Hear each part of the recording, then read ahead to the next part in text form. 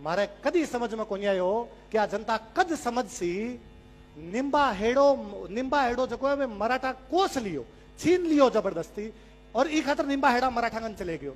और भी निंबा हेड़ा मराठा की मूर्तियां लाग जावे और मेवाड़ को कोई आदमी चून तक कौन करे।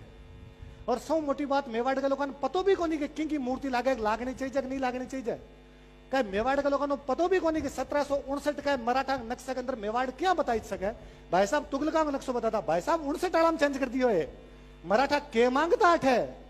और यदि मैं 1759 में मराठा अधीन आ तो 1769 में छिपरा के युद्ध में मारो मेवाड़ को महाराणा हरि सिंह मराठा के खिलाफ क्या कर रहे हो, क्यों युद्ध लड़ रहे हो बेटे।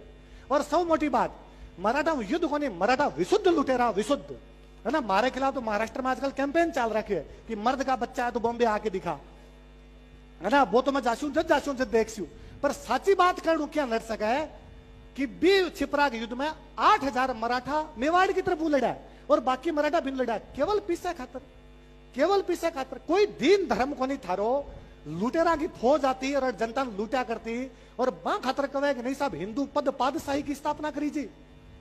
1769 के बाद में 1775 के आसपास में, 1769 के 1772 के आसपास में महादजी सिंधियो जो है वो एकलिंगगढ़ को युद्ध करे, माछला मगरा पर एकलिंगगढ़ है और उदयपुर ने घेर के बैठ जाए।